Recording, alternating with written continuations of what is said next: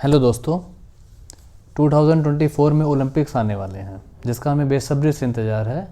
और हम हर बार ये उम्मीद लगा के रखते हैं कि इस बार हमें भारत को बहुत सारे पदक, बहुत सारे स्वर्ण पदक, कांस्य पदक और रजत पदक मिलेंगे।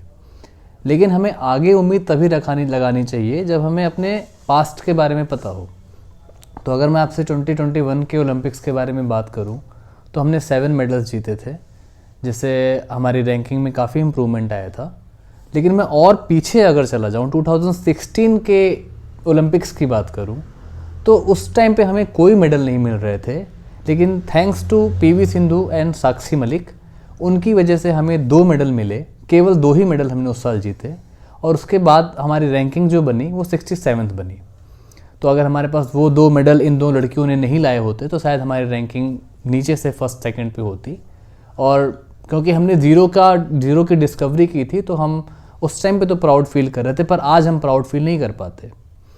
लेकिन जब आज वही साक्षी मलिक और बाकी लड़कियां जब ये आरोप लगा रही हैं WFI के प्रेसिडेंट के खिलाफ कि उनके साथ सेक्सुअल हरासमेंट का केस होना चाहिए, तो उनकी कोई नहीं सुन रहा है। इवन उनके खिलाफ एक FIR तक वो दर्ज नहीं करा पाई। सुप्रीम कोर्ट को बीच में आना पड़ा, सुप्रीम कोर्ट ने दबाव दे के FIR दर्ज करवाई और वो इन्वेस्टिगेशन जारी है जिसका कोई निष्कर्ष नहीं निकल पाया अभी। और इस घटना को घटे 1 साल कंप्लीट हो चुके हैं। अब आगे की इन्वेस्टिगेशन में क्या होता है किसी को नहीं पता।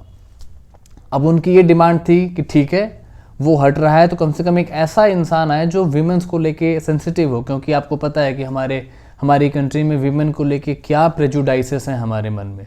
और अगर एक हरियाणा जैसे स्टेट से अगर कोई लड़की, हरियाणा, यूपी, बिहार जैसे स्टेट से कोई लड़की निकल के स्पोर्ट्स में जा रही है और इंडिया को वर्ल्ड लेवल पे रिप्रेजेंट कर रही है, तो इसके लिए उसे कितनी चीज़ों को टॉलरेट करना पड़ा होगा, कितने बैरियर्स को तोड़ना पड़ा होगा। इन सब के बाद जब वो एक मेडल जीतती है या फिर वहाँ तक पहुँचने की कोशिश करती है, तो उस संस्था का जो प्रेसिडेंट है उसके कंधे पे और पीठ पे और कमर पे गलत तरीके से हाथ रखने की कोशिश करता है। और जब वो उसका विरोध करती है तो उसे टीम से बाहर निकालने की धमकी दी जाती है।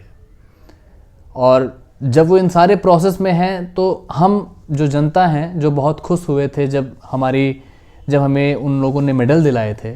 हम लोगों ने व्हाट्सएप पे, फेसबुक पे, इंस्टा पे, अलग अलग सोशल मीडिया के थ्रू हमने हर जगह से प्रचार किया था और हमने उनका पूरा सपोर्ट किया था उस टाइम पे जब उन्होंने मेडल जीता था, भारत का नाम रोशन किया था। और आज जब वही लड़कियां जंतर मंतर पे रो रही हैं, घसीटी जा रही हैं, और जब वो अपना मेडल देने की बात कर रही हैं, अपने अवार्ड को वापस करना चाह रही हैं, तो आज वही जनता उसका विरोध कर रही है। वही जनता ये कह रही है कि आप मेडल क्यों वापस कर रही हो, आप पैसे भी वापस करो, आप घर भी वापस करो, आप नौकरी भी वापस करो। कितनी शर्मनाक बात है ये। और मुझे नहीं लग रहा कि वो ये अवार्ड और मेडल वापस कर रही हैं। मुझे लग रहा है बड़ी ही निर्लज्जता से उनसे ये मेडल और ये अवार्ड छीना जा रहा है।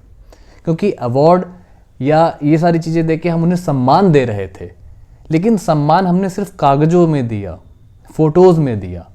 रियल सम्मान उनका तब होता जब वो किसी प्रेसिडेंट के खिलाफ, इतनी बड़ी प्लेयर जिन्होंने इंडिया का नाम रोशन किया है वर्ल्ड में, वो अलेज कर रही है किसी के खिलाफ और फिर भी कोई कार्रवाई नहीं हो रही है, तो ये सम्मान, मुझे तो किसी दृष्टि से ये सम्मान नज़र नहीं आता। और अगर हम इस अन्याय का साथ देंगे तो ये आज या कल हमारे और आपके साथ भी होगा। बस अंतर इतना होगा कि आज उनके साथ आप नहीं खड़े हैं, कल मेरे साथ भी आप नहीं खड़े होंगे और आपके साथ कोई और नहीं खड़ा होगा। तो आई थिंक मुझे जो कहना था इस परिप्रेक्ष्य में मैंने कहा। मैंने अपने समर्थन में जो बातें कहीं, बाकी मैं आपके विवेक पे छोड़ता हूँ। और मुझे पूरा यकीन है कि आप खुली आंखों से इन सबको देखेंगे, बिल्कुल भी बायस्ड नहीं होंगे और अपनी आंखों से पट्टी हटा के सोचेंगे तो शायद आपको पिक्चर थोड़ी क्लियर दिखेगी। आप ये मत सोचिए कि जो अपराधी है वो किस कास्ट, किस कम्युनिटी या किस रिलीजन, किसका मेंबर है। वो एक अपराधी है, चाहे वो साबित हुआ हो या ना साबित हुआ हो, आप उसे वैसे देखिए। Thank you.